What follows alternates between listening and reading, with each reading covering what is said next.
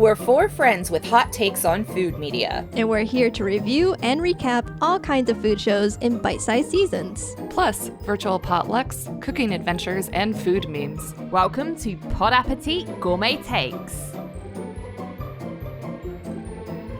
Hi, I'm Amanda. Hey, it's Justine. And it's me, Meg. Welcome to Pod Appétit Gourmet Takes. This season, we have been covering Taste the Nation with Padma Lakshmi Season 1. In Taste the Nation, award-winning cookbook author Padma Lakshmi goes on a journey across the United States, exploring the rich and diverse food cultures of various immigrant groups and seeking out the people who have shaped what American food is today. But before we begin digesting Taste the Nation, let's find out what we've been cooking, eating, and generally getting up to in the kitchen over this last Thanksgiving week. I'm going to throw it to Meg, because I think out of the three of us, you probably had the most traditional Thanksgiving week. I think the British among us had the most traditional Thanksgiving. I should say that. 100%. Everyone should go to our Instagram and see the amazing spread that LJ made. In the fine time-honored tradition of going to other people's houses for Thanksgiving, that's what I did this year. I went to my in-laws' place, and then I went to my brother's place, so I actually kind of had two Thanksgivings. And it was wonderful. It was wonderful seeing family, had all the traditional fixins, turkey, mashed potatoes, gravy, stuffing, pumpkin pie, green bean casserole, dinner rolls, no salad. It was wonderful. Salad shade. What about you, Amanda? How was your American Thanksgiving? It was good. I also had two Thanksgivings at other people's houses on Thanksgiving Day. We went to my mom's in the morning and then drove up to my husband's cousin's house for the evening. I ended up not making anything because we just got the gas hooked up to our stove the night before. But we now have the stove working, so that'll be good for Christmas and things. But my grand adventure and contribution was to get the cranberry sauce, because I think we've talked before, like my brother and I and my husband too, like we all really like the canned cranberry sauce, and you just like slice it, serve it on a plate. Fantastic. Mm-hmm. Well, apparently it was very difficult to find this year, at least in my area of the country, because of all of the shortages when it comes to shipping issues and stuff. So all of the Krogers in the area did not even get any cranberry sauce. I ended up going to and calling like 3 other grocery stores, walked into Aldi. They had just sold the last can. It was a grand adventure, but finally I called Giant Eagle and they were like, we just got a pallet in. We're putting it out now. And I was like, thank you. Thank you so much. You've saved Thanksgiving. So I know it's a big corporation, but shout out to Giant Eagle for saving our family Thanksgiving, in which my mom did not care, even though she gave me the task, but my brother and husband were very, very grateful that I tracked down the cranberry sauce. It was the cranberry crisis. Wow. I think we're allowed to blame anything on supply chain issues these days. Late for a meeting? Supply chain issues. Forgot to take the dishes out of the dishwasher? Supply chain issues. Yeah, when I had 100%. gone to like the third grocery store in person, that's when I was like, you know what, I'm gonna start calling to see if I should even walk in there and look for it, because it's looking like this doesn't exist anywhere. So it was my cranberry quest. What about you, Justine? Oh, I didn't do Thanksgiving this year. It was great. It was stress-free Thanksgiving. It was just, 5 days off of work. Yes, without having to. I did make stuff, don't worry. I made a pumpkin curry from Rainbow Plant Life. It's another dish that takes like 2 hours to make, but is also like bloody fantastic. I mean business when I start using accents. Roasted one of those, what are they called? Sugar pie pumpkins. One of the little ones, just roast it, and then from one half you make like a pumpkin puree, and then the other half you cube it, and that can be little pumpkin chunks in there. And also it had some tofu and green beans. So it really was kind of like Thanksgiving in a dish. It had like all those autumnal flavors, but it was also just very layered, had lots of spices to it. And yeah, like I said, it took 2 hours because it was just, layered AF in deliciousness. And yeah, I'm really starting to like her. So she's the same one that made that soup with the gremolata that you guys called me out on. You're almost a pesto soup. Yeah. Oh my god, I did make another pesto too last night. Of course you did. Can't stop, won't stop. Pesto is just the thing that you have that you could, oh my god. And I literally made it without a recipe. I seriously, I've reached that point. And I've gotten that kind of good way at soups too. I've actually like achieved a sort of soup making level, which I was trying to get to, where you just kind of know like the building block basics. Like that's how I am with pesto. And I know like other people are like that with soup, but I don't know, there was something in my brain blocking that I was just like, I'll never be able to make a soup, like just a vegetable soup from whatever I have in the house. But I feel like I'm starting to be able to. So yay to me. Yay. That's what I've been up to. And I had a smoothie this morning, which I made, which was not my favorite I've made this week, but just trying things. I got a little mini blend jet, so it's so much easier to make personal smoothies now. Sounds like your soup was very Thanksgiving-y. It was so good. Like, I was just like, and seconds. So on the menu for today's episode, we are digesting Taste the Nation Season 1 as a whole. What are our general thoughts on the show as a whole? I like it. Agreed. I also definitely enjoyed it. I would recommend it to many people, especially someone who is maybe already a fan of Salt, Fat, Acid, Heat or Anthony Bourdain, because it does kind of have that travel log aspect to it. I thought it was a really enjoyable show. I will say I really liked it, and I was really, really digging it in the beginning, but then I hit sort of like a show fatigue with it, and I was kind of like, it reminds me of Salt, Fat, Acid, Heat, but like a little bit, I like it a little bit more, just personal preference. But I like that Salt, Fat, Acid, Heat had only, 4 episodes? 5, I can't even remember at this point. Yeah, it only had 4 episodes. Yeah, so I didn't like fatigue on it. Like with Salt, Fat, Acid, Heat, I was like, give me more. And with this one, I was like, I need a break for a little bit. I would agree with that because the holiday episodes came out and I haven't watched any of them yet because I did also feel like I was good on Taste the Nation for a while, you know. I think I will go back and watch them at some point, but maybe not this holiday season. I'm not sure what it is about the show, but I agree, Justine. I was like, oh, this is good in small chunks. I don't think I would marathon watch it. I probably wouldn't rewatch it, but I seldom rewatch anything, so. Yeah, you say that, I think, every time. I don't want to say that. You say that every time. But I know that about you. Well, I have rewatched Great British Baking Show, so I feel like the best recommendation I can give is that I would watch it again, so. That's fair. I did enjoy this show a lot. It might be up there as one of the favorites, like one of my favorites that we've covered so far. But I understand the fatigue side of it. I also have not watched the holiday ones. I thought I might, but I was like, I just want to focus on what we're digesting with these.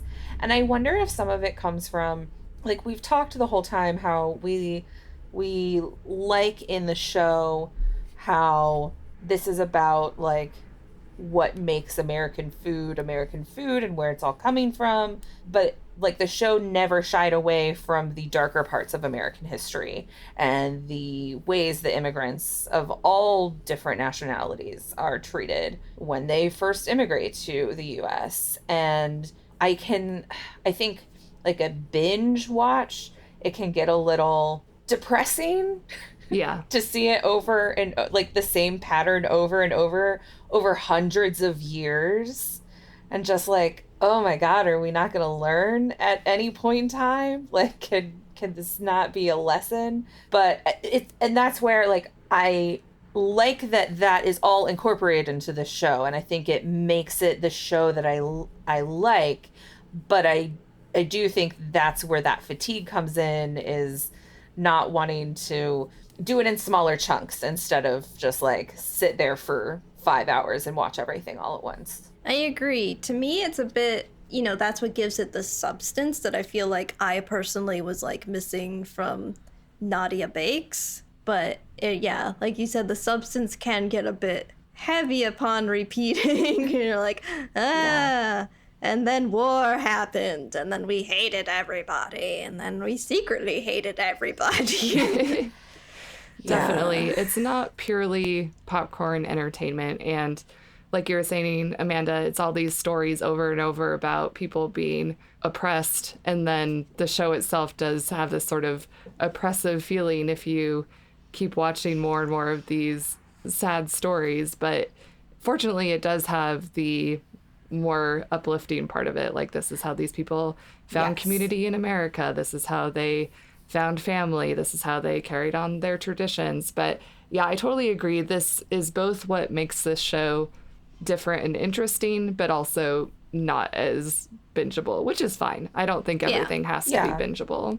And this is, for me, I think this might be a show that I would revisit, because I think I'd like for to show it to my husband, and like maybe try to get my brother to watch, things like that, where I might watch it with somebody else. But I also understand that not being everybody's preference to rewatch this. Yeah, I got my parents to watch it just because I told them about that one episode that takes place where we're from, and then they looked at season 1, and my mom was like, "Oh, German wieners!" Like, I gotta check that out. Like, the titles really got her of like, "Oh, this food, I love this food." So I don't know if they're gonna watch the whole thing, maybe, or if they're just gonna like pick and choose the topics that interest them. But it seems like they're into it. Another thing that I really liked about this series, and I mean, I think this holds true with a lot of stuff we've watched so far, is that it definitely highlighted and focused on the stories of women, which is great. That was definitely a highlight of the season for me too. And maybe my favorite thing about Taste the Nation is that I feel like I learned a lot. I didn't expect it to be so educational in terms of the historical context. It's not educational in the sense of it's not going to teach you how to cook a specific dish. It's not really about cooking technique in the way that certain other food shows are. It's more of a travelogue. It's more of interviewing people and listening to their stories. And I think that my favorite episodes were the ones about the cultures that I knew the least about, because it was just so interesting and unique start to finish. I was like, oh, I've never heard of that dish, or, oh, I didn't realize there was a whole community of Gullah Geechee people in the American South, things like that. Absolutely. Agree. Like you had said, Meg, a lot of the, yes, we talked about, it can be heavy, but all of the joy that then comes from the people celebrating their food and their culture, and so much of that is done with women in the community, and there's always this, it always ends in a happy way, in a celebration, and everybody eating together, and that sense of community. I agree. Yeah, it's great to see how community comes together. And I don't know if it was the same for you all, but definitely made me like evaluate me and like where I come from and that sort of stuff. Yeah, it's made me like, this is a show where I feel like things that have come up in the show I've ended up bringing up in conversations with other people, and I don't know, it's like it's more than just for the podcast, like it's kind of permeated into my world, into my life. Well, it's like a friend of mine just recently moved to Las Vegas, and he has a Thai girlfriend, and I was like, did you know Las Vegas has one of the biggest Thai communities in the US? So yeah, I feel like I learned a lot, and I'm dispensing this knowledge whether people want to know about it or not. Yeah, but I will say I would I would tell the viewers of the show to not just stop there at the show. Definitely, if they're interested in a topic that the show brings up, the show definitely doesn't go like as in depth as you could on your own. And it's definitely a great tasting amuse-bouche to learning about a whole other community of people via their food, which is the point of the show, I believe Padma was trying to get across. Yes. At the risk of repeating myself again, I do like shorter shows, and I did like that it was a tight 30 minutes. You could definitely learn more. I mean, there's so much to say. All of these cultures are an endless wealth and well of information and knowledge. So you could make an episode as short or as long as you wanted and never even tell the whole story. So I personally liked the 30 minutes. I think it was a good little dipping the toe into a certain culture's food. Not literally. No feet in food, please. But I do wish maybe a little bit more of like a call to arms of like, now you go out and talk to people you don't know. Looking at you, white people.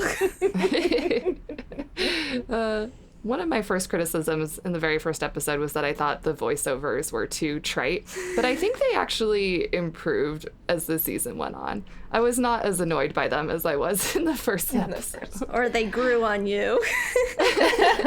They just weren't those really cliche one-on-one analogies. I think she said something like, when a door closes, a window opens. You know, it wasn't that exactly, but I was thinking to myself, oh, please, that's so hackneyed. But I think that the voiceovers improved.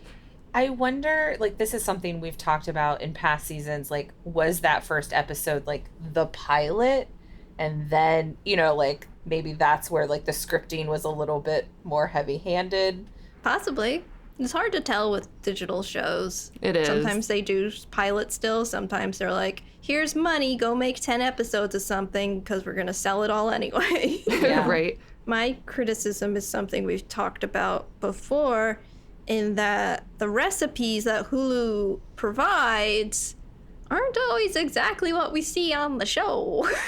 No, they are not. I think mine is along the more of the recipe line of there's not a lot of exact recipes, which is, I mean, okay, that's not, I don't feel like we were watching this to be like, I really want to get the recipe for red rice or whatever. You know, it's like, it is more of that cultural travelogue in food altogether kind of show, but sometimes it would be nice, at least for our purposes, to have a recipe of some sort to be able to make something from. Yeah, it was always a bit of a gamble of what recipe they're going to give you when you go on the Hulu site after you watch the episode. A pad thai gamble. Oh! Ew. What were favorite episodes and least favorite episodes? My favorites were the ones that I learned the most by watching. So the Gullah Way was very interesting to me. It just really brought a lot of new information my way. I also really liked Zen and the Art of Poke for reasons described in our previous episode. I'm all about that Japanese food. And I think my least favorite, kind of for the same reasons, is probably the All-American Wiener, just because I'm pretty well versed in hot dogs and beer and German food, more so than some of these other food cultures we've explored. I would say I'm very, very similar with Meg in that, yeah, the Gullah Way, definitely, I think, the best episode. But then also, I really liked Where the Kebab is Hot because it takes place in LA, where I live, you know? So, like, ones you have personal connections to are definitely favorite episodes. I'm still a bit, like, on the fence about what is chop suey anyway, because I feel like they were trying to convince us that we all ate chop suey, but we talked about, like, none of us have ever eaten chop suey. No. But that's where I think, because that was very specifically in San Francisco and seemed to be, like, that region also. Because that's another thing, like, yes, we're discussing, like, the culture, but then you also get into the region of the U.S. and I think how that influences everything as well. I will say I lived in the Bay Area for almost a decade and never had chop suey, but that is just my anecdotal experience. The only Yeah. context I have for chop suey is in Disney's Lady and the Tramp movie, where the wife character asks her husband to get her chop suey because it's her pregnancy craving, and he's like, chop suey, and as a kid I'm like, what is that? I have no idea what that is. I don't know. I feel like you've brought this up before, that you're Amanda, that you're like, oh, maybe it's a regional thing, and I'm like, I'm not sure, because I'm pretty sure they also showed like New York in there as well and talked about it. I don't know. And they didn't say in the show that, hey, it's a regional thing.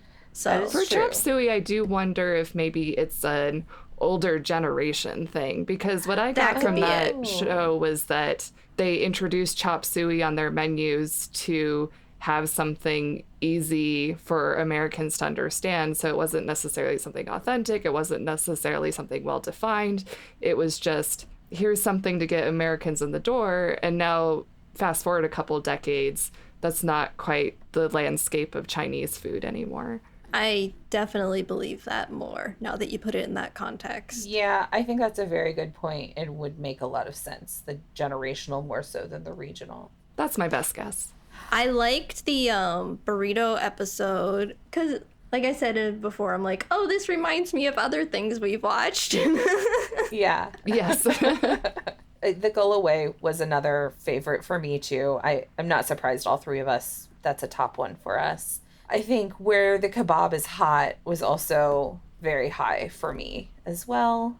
In the way that I feel like I learned more about the Persian culture, and that's also the one that I've gotten the At the Bottom of the Pot cookbook from the library to take a look through. So Nice. Yeah, it really resonated with you. yes, it did. And yeah, the All-American Wiener, like, it is a fun episode, but I still feel like the weakest part of that was just like the random backyard brew guy. Yes. He's the worst thing in all the episodes. No idea what his credentials are other than he does some stuff in his garage and He learned went to some beer Germany things. once. Yeah, I just, especially because like we brought that up at the time, but then going through having watched the entire season now, it's like he truly is the most just like random person in the show, which was one of the questions I had put in here, is like, what were our thoughts on the guest chefs or specialists? I mean, clearly those are our thoughts on Backyard Brew Guy, but outside of him, what did we think about most of the other people involved in the show? It feels like for each episode, they tried to get a different range of chefs in their specialties, ranging from like the high end to like someone who's doing it traditionally, like an older generation, a younger generation, someone who's doing maybe a fusion thing, to really sort of encapsulate where the food is. And I really like that about the show. I agree. I think they really excelled at having diversity in the show from the micro level to the macro level. We have all these food cultures, and then as we drill down further, we have, like you said, Justine, these different types of people, these different types of chefs, these different types of home cooks, people from different backgrounds, different ages. I do think they very intentionally wanted this as the outcome, and it was successful. We had from farmers to pro chefs, like to James Beard Award, chef, But yeah, I think there was a very good range of, like you said, the farming. I loved whenever Padma like went out hunting or gathering or whatever she was doing, like chopping down the sugar cane and all of that. She was like, this is too hot. I can't I can't do that. It was fun to see her go and experience those things, and then kind of see the stuff that was more like farm to table. And like you said, Justine, I feel like we had the traditional, and then you would also get the fusion, and that sort of whole idea of the melting pot, and like bringing in other parts of what you've grown up with, whether it's American food, whatever that, other than Backyard Brew Guy, I was very on board. And especially, I think, because so many of the people that were involved were these really amazing women who like started restaurants on their own or started a new thing and a lot of times, it was women who were doing this decades ago and built something that is still around, which when they were facing a lot of adversity. I do like that they interviewed a lot of young professional chefs or relatively young chefs to sort of show the potential future of how this particular food culture might evolve in America or might change in America. There was always this interesting through line of like, here's where it started and here's where it's going. So I do like that they liked to incorporate a newer generation of people, and there's also this recurring story of, oh, the food from my country is seen as cheap and simple, and I want to take it upon myself to prove that it can be just as renowned as French cuisine. So I like that we got that perspective from successful chefs. I agree. Love that. We are going to take a quick break, and we'll be right back with some more thoughts on Taste the Nation. And we're back, wrapping up some more with Taste the Nation. We've talked about the guest chefs and the specialists. What about our host, Padma? What did we think about her? Love her, thriving, living her best life. She's great. I think she's great as a host. I think, I'll be like, I'm getting into my television experience, but you can always tell someone who is like game to play. You know, they show up, they want to like get their hands in there. And she was always coming on set like down to clap. She always showed up like really wanting to get in there, except for maybe eating any sort of rodent. Eating that pack rat, yeah. I completely agree. A couple of adjectives I wrote down about her is that she's curious and adventurous, and I think that's what makes her a good host. She's there to listen to people. She really wants to learn from them and hear their stories. She's very empathetic, and I feel like she was the right person to get these histories from all the folks she's interviewed. She'll eat literally anything, which I think is a must for a food show host. And I really liked that adventurous nature. Yeah, you could also tell like her past like food judging sensibility was still there whenever she would ask them about like the salt level. That's one thing I love about Padma, especially when she was on Top Chef, because I love salt. And one of her biggest criticisms was always, there's not enough salt, or this is undersalted, it needs to be saltier. And I just feel like she is a woman after my own heart. Season your food, everybody. She was always checking on the spice level, too, to see where that was going to be. Have you all seen Padma on Hot Ones? No. She crushes it. It's like she's not even eating anything spicy. So I think she has a very high spice tolerance level. What royalty. I did enjoy her a lot throughout this whole series, and I feel like she does a good job at, yes, she's the host, but she doesn't put herself in the way of like the guests. I agree. Where I mean, I don't want to like call anybody out, but sometimes in various shows, whether it's a food show or not, you get that feeling of like the host is like, oh, this is my show and you're just here within my world, whereas Padma does a really good job at like, she's just entering these other people's places of work or homes and just kind of letting us, she's the gateway for us to be able to see it. Definitely. She's the guide for the audience. She's the audience surrogate. She doesn't make it about her, but she does share her experiences. And I feel like every time she shared her personal story, it was at exactly the right moment or because it did contribute to the conversation. So I agree. She did not overpower the show. Yeah, it was very natural. I'd give props to the on-site producers too. She's very well produced. And whoever dressed her. I love her clothes. I just want to be Padma, I guess. I want my job to be cool and fashionable and beautiful and eat food all day. I mean, that just sounds like the dream, right? It is. So I think we already pretty much answered this, but would we recommend this show for listeners who have not, you know, I know not everybody watches the show along with us, so. Yeah, though people do comment that they just listen and it's like they're watching the show. I will say, of all the shows that we've covered so far, this is the one where I've least been able to talk about it with my social circle because not as many people I know have watched it. But I think that might only be because it's on Hulu. Yeah. And I think not as many people subscribe to Hulu as, say, Netflix, for example. Yeah. Yeah. But I feel like all three of us have just already talked about in this episode, like, we've recommended it to other people. Yeah, we like, have. I know that it is on Hulu, and I'm not sure where it is internationally, but if you can get a hold of it somehow, Legally, support the show. please Yeah. do. Well, that was a very stirring conversation. We have fully digested Taste the Nation. So now we're going to move on and see what is on our back burner today.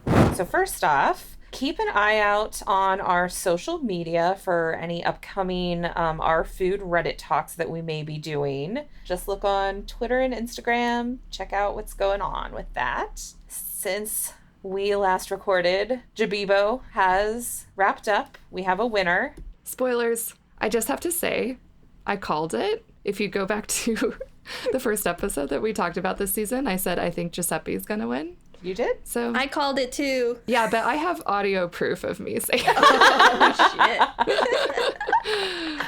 I was really, really happy with this season. I thought it was great all around. The contestants really melded well as a group. They were great as individuals. I think this was the first season where I would have been completely happy with any one of, say, 5 people winning. So Oh, yeah. So as we were getting towards the end, like even Lizzie, I think she did so great.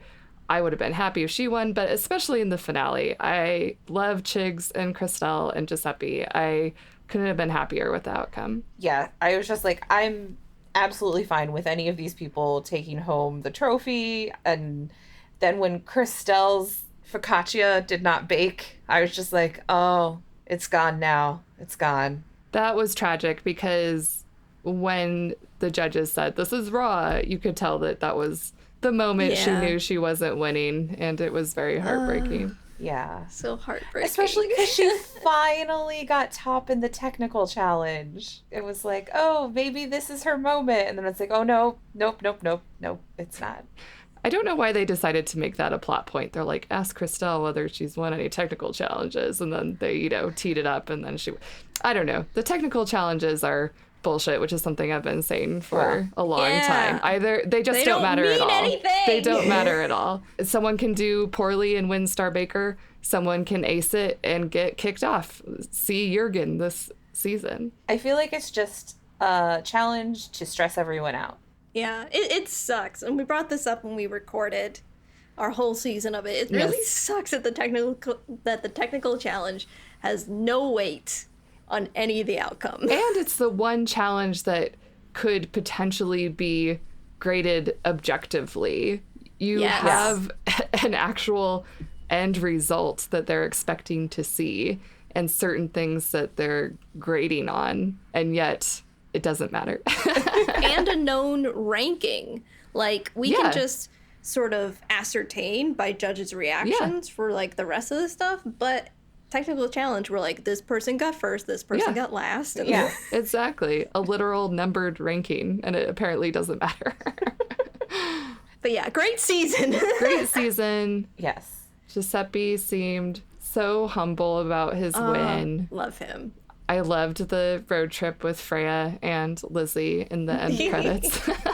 When they were like, Giuseppe couldn't make it to the reunion, I was like, oh no. And then it was like, because he's moved to Milan. And I was like, oh, he needs to be closer to his parents. Like, that's clear. It's very obvious. Like, he needs to be there for his dad. I like the idea that he briefly moved to the UK just to win the Great British Bake Off. Like, he had no intention of staying there.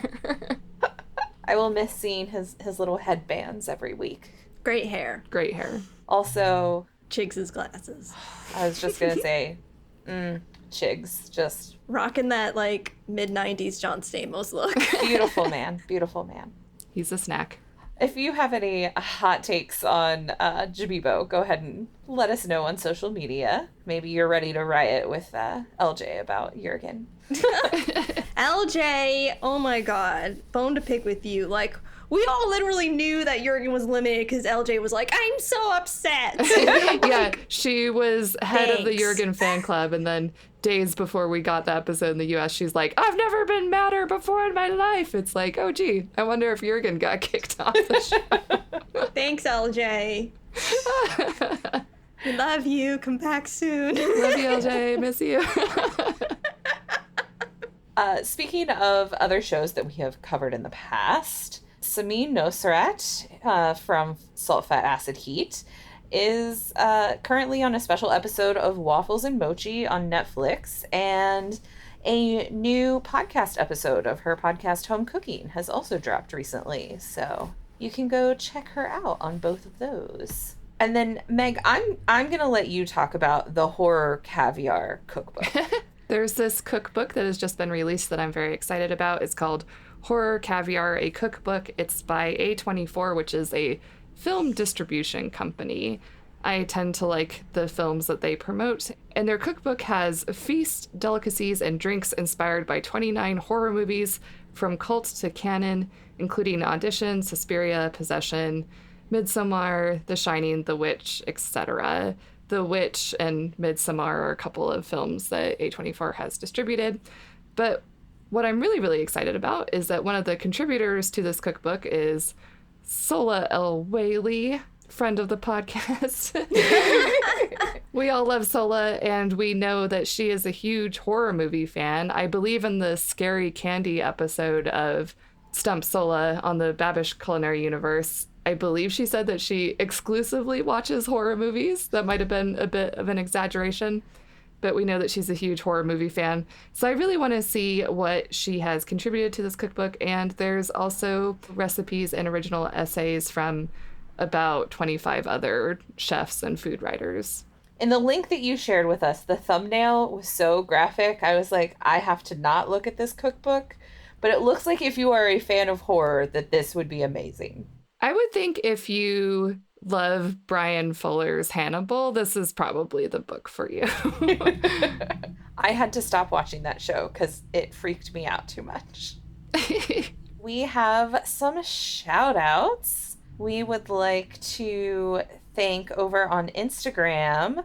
Thank you to Simple to Scratch and Mary for commenting on the amazing apricot, which was actually apricot mousse and raspberry coulis that Meg had enjoyed earlier this year. Devoured. Nom nom nom.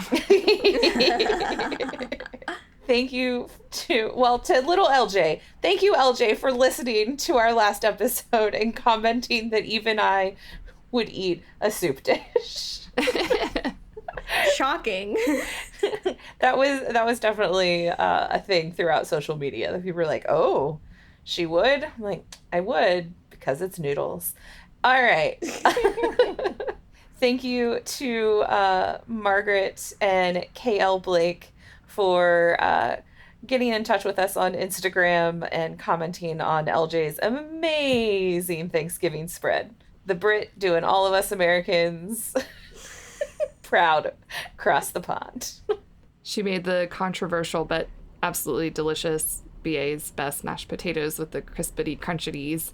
I recognized it right away. I was like, are those crispity crunchities? Well, and Margaret said that she likes to use those too. She has. Yeah, she said she's she's made it 3 times, I think. Yeah. So see, now I'm starting to think I might have to try it, but I also like my creamy mashed potato. It's about as creamy as you can get. Soup. Oh yeah, it might verge too close to soup for Amanda. And then thanks to people reaching out to us on Twitter. Heidi from Vibrant Visionaries said she's still remembers vividly her night of projectile vomiting after some discounted sushi. So other people have had some bad food experiences with us. Mrs. Casper shared with us, my do not touch bad vibes food is SpaghettiOs and PBR. And I believe, Meg, you asked if those were at the same time, and she said it was not. Yeah, I asked if that was a simultaneous experience, and it was not, fortunately. Good, because that just sounds like the worst combination together. Sounds like college years. That's what that sounds like to me. I like how on Instagram we're talking about pretty food, and then on Twitter we're talking about vomit. Hey, it's different platforms. Thank you to Reed, aka Meg's dad. Hi, Dad. I love that both your mom and dad have written into us for this episode. It's fantastic. They are so cute. They listen to Pod Appétit together every Monday morning when it goes live. Oh my God, there are podcasts. What is it like to have parents who understand the technology of podcast listening? So Meg's dad said that malt liquor plus stomach bug couldn't drink any beer for years. I would say that, yes, bad drinking experiences definitely open up a whole another can of worms as far as food and drinks that have been ruined for us. Yeah, that definitely is also that I feel like we could just do a whole segment on like bad drinking experiences in college that turned us off of something. And then thank you to Sean Gibbs for recommending us to a friend. Thanks, Sean.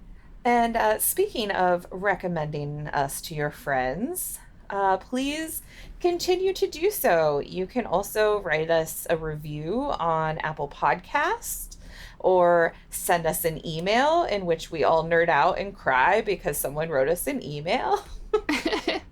We're so lonely.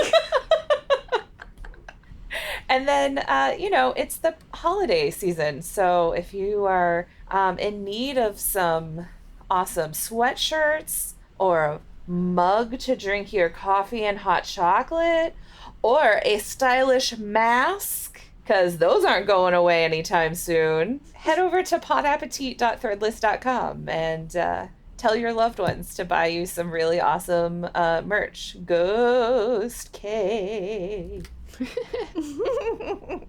Well, thank you so much for joining us this week. Next time on the podcast, we are actually taking a holiday break for December, so we will not be around in your ears. But again, talk to us on social media, and then we will be back with our potluck episode on January 17th. See you next year. 2022, baby! Woo! Let's hope it's better than the last 2 years. Thanks for listening to Pod Appétit Gourmet Takes. We'd love to hear from you, so find us on Twitter and Instagram at pod_appétit. And on Facebook at Pod Appétit Podcast. You can also email us at podappetitpodcast@gmail.com and find all of our episodes on our website, podappetitpodcast.com.